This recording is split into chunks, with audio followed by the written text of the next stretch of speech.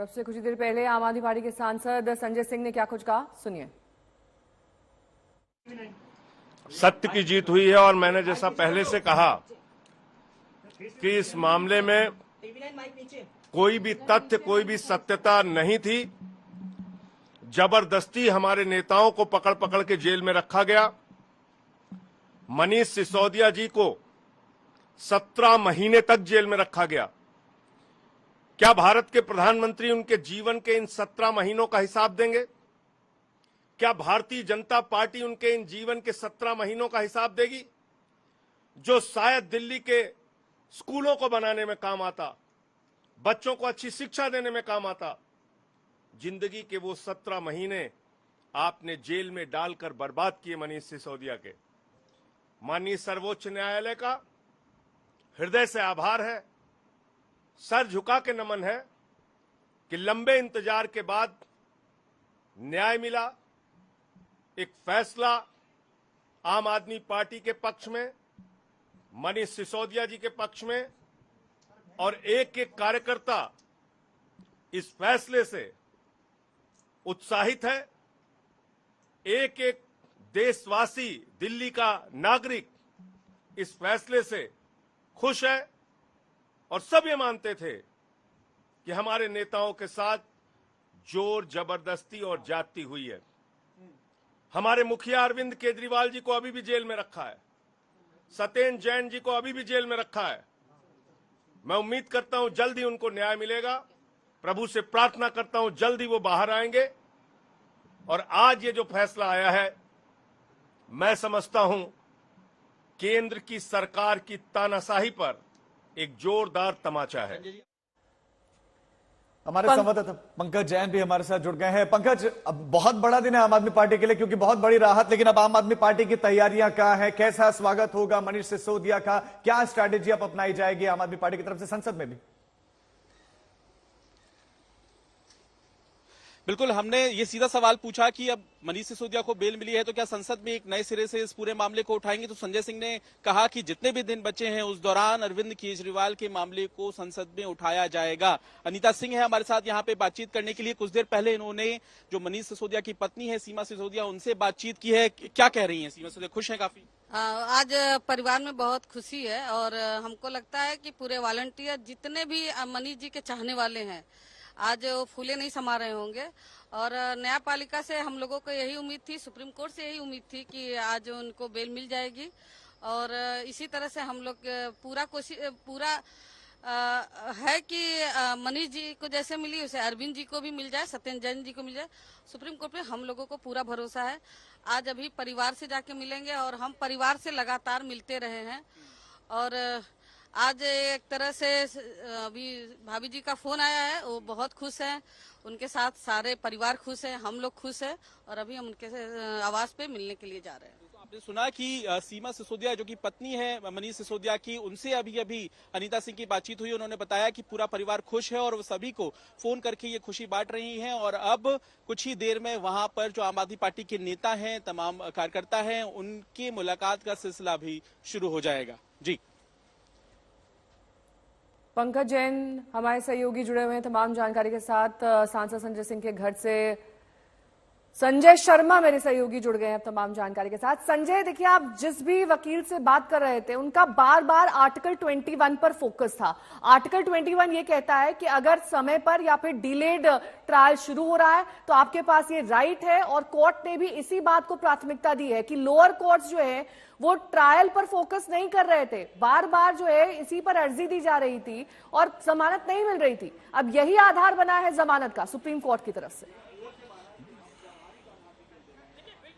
जी हाँ, बिल्कुल। जो आर्टिकल 21 है, राइट टू लिबर्टी, यानी स्वतंत्रता का अधिकार, उसको कोर्ट ने बहुत मजबूती के साथ रखा है और ये कहा है कि अगर ट्रायल चलाने में देरी हो रही है तो इसका ये मतलब नहीं है कि अनंत काल तक किसी भी व्यक्ति को हिरासत में रखा जाए, न्यायिक हिरासत में रखा जाए। और उन्होंने कहा कि ये स्थापित नियम है न्याय शास्त्र का कि जो जमानत है वो नियम है और हिरासत है वो अपवाद है। तो ऐसे में इसको स्पेशल कोर्ट जो निचली अदालत है उसने भी इस सिद्धांत को इग्नोर किया है, हाई कोर्ट ने भी इग्नोर किया है। और साथ ही ये भी कहा है कि जो इतनी देरी हुई है ट्रायल चलाने में, उसके लिए सिर्फ मनीष सिसोदिया नहीं, जांच एजेंसियां भी जिम्मेदार हैं और यही आधार बना है मनीष सिसोदिया की जमानत का। और कोर्ट ने कहा है कि 10 लाख रुपए के निजी मुचलके पर हम डायरेक्ट करते क्या हैं इसे कि नजीर मानकर अब अरविंद केजरीवाल की जमानत का रास्ता भी आसान हो सकता है? ऐसे तो देखिए अरविंद केजरीवाल की जमानत का रास्ता वैसे ही ये फैसला नहीं भी आता तब भी आसान था, क्योंकि जो सबसे मुश्किल चीज है वो है ईडी के मामले में जमानत हासिल करना, जो सुप्रीम कोर्ट ने उनको जमानत पर रिहा करने का आदेश दिया हुआ है। अब सीबीआई का मामला है, सीबीआई के मामले में भी मुझे लग रहा है कि बहुत इंतजार नहीं करना होगा और उसमें भी जल्दी ही मामले की सुनवाई होगी और निर्णय आएगा।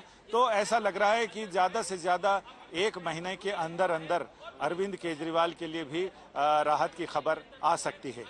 संजय, यूं तो देश में जो अपोजिशन के लीडर्स हैं वो इन्वेस्टिगेटिव एजेंसीज पर सीधा सीधा आरोप लगाते हैं कि वो केंद्र सरकार के अधीन है और उनके इशारे पर काम कर रहे हैं। अब यहां कोर्ट में जब सेंट्रल एजेंसी को लेकर ये टिप्पणी हुई, ट्रायल में देरी को लेकर टिप्पणी हुई, इस पर सेंट्रल एजेंसी का क्या उनका तर्क क्या था, उनकी दलील क्या थी? सेंट्रल एजेंसीज ने जो दलील दी थी वो ये कह रहे थे कि जो डिले हो रहा है वो मनीष सिसोदिया की तरफ से हो रहा है, क्योंकि उन दस्तावेजों की जांच पर ज्यादा जोर दे रहे हैं जिससे अभियोजन को बहुत ज्यादा लेना देना नहीं है, लेकिन वो गैर जरूरी दस्तावेज हैं। लेकिन चूंकि टाइम बाय करना है, मामले को खींचना है, इसलिए मनीष सिसोदिया और उनकी टीम उन दस्तावेजों के नाम पर डिले कर रही है ताकि ट्रायल देरी से शुरू हो, ताकि जब तक उनकी जमानत का रास्ता साफ हो जाए और वो अदालत को ये बता सकें कि आपने 3 महीने का समय दिया था, अगर ट्रायल शुरू नहीं हो तो आप निचली अदालत में अर्जी दाखिल कर सकते हैं नियमित जमानत की। और ट्रायल शुरू नहीं हुआ है, चाल बहुत धीरे धीरे चल रही है। ये सही है कि चाल बहुत धीरे थी और 400 के करीब उसमें गवाह हैं जिनके बयान होने हैं, तो उसमें बहुत ज्यादा टाइम लग रहा है। लेकिन इसमें अदालत ने कहा कि हमने उनको लोअर कोर्ट भेजा था, लोअर कोर्ट से हाई कोर्ट आया, इसमें 6 से 8 महीने का समय बीत चुका है। यानी कुल मिलाकर अनंत काल तक अगर ये दोनों तरफ से देरी होती रहे तो किसी की भी राइट टू लिबर्टी का हनन नहीं किया जा सकता है। और उसमें अदालत का फर्ज बनता है कि उन्हें इस सिद्धांत पर कि जमानत नियम है और हिरासत अपवाद है, उस सिद्धांत पर उन्हें जमानत दे। चूंकि सुप्रीम कोर्ट पिछले कुछ दिनों से कई मामलों में, अलग अलग मामलों में यह कह चुका है कि जब तक कोई अनिवार्य और ठोस कारण ना हो तब तक किसी भी व्यक्ति को, किसी भी आरोपी को जेल सलाखों के अंदर रखने का मतलब नहीं है, उसे जमानत पर रिहा किया जाना चाहिए। वो उसका राइट टू लिबर्टी, वो उसका अधिकार है। और यहाँ पर एक मजबूत दलील अभिषेक मनु सिंघवी जो मनीष सिसोदिया के वकील रहे, उन्होंने कहा है कि जो न्यूनतम सजा इस मामले में हो सकती है, जो आरोप लगाए गए हैं, वो 3 साल की है, अधिकतम 7 साल की है। 3 साल न्यूनतम सजा का आधा हिस्सा वो सिर्फ मुकदमा लंबित रहने के दौरान ही सलाखों के पीछे काट चुके हैं। 17.5 महीने से ज्यादा का समय हो गया है।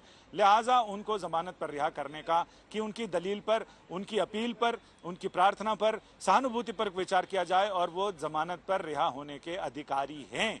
उनकी राइट टू लिबर्टी का भी ध्यान रखा जाए और कोर्ट ने इसी को ही ज्यादा अहमियत दी है। और साथ ही कोर्ट ने कहा है कि मनीष सिसोदिया के बाहर आने से ट्रायल पर किसी तरह का कोई असर पड़ने के आसार नहीं है, लिहाजा इनको इमीडिएट जेल से बाहर निकाला जाए और जमानत पर इनको रिहा किया जाए।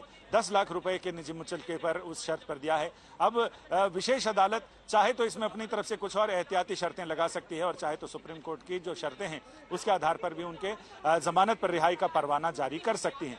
जो चीजें अंडरस्टूड हैं वो ये हैं कि जांच में सहयोग करना पड़ेगा, जब सुनवाई होगी उस समय हाजिर होना पड़ेगा, फ्लाइट रिस्क उनका नहीं है, वो उनके वकील पहले ही ये अंडरटेकिंग दे चुके हैं कि वो कहीं फरार होने वाले नहीं हैं और जनता के नेता हैं, समाज में इनका आना जाना है, कहीं भागने के आसार नहीं है, लिहाजा वो पूरी तरह से कोऑपरेट करने को तैयार हैं, तो उन्हें रिहा किया जाए। और एक और दलील दी गई थी कि उनकी पत्नी, उनकी तबीयत बहुत खराब है और उनका बेटा विदेश में पढ़ाई कर रहा है, परिवार में कोई दूसरा आदमी उनकी व्यक्तिगत रूप से देखभाल करने वाला नहीं है, ये भी आधार उन्होंने रखा था जमानत का। और अब कोर्ट ने इन तमाम चीजों को माना है और जांच एजेंसियों की दलीलों को सिरे से खारिज करते हुए उनको जमानत पर रिहा करने का आदेश दे दिया।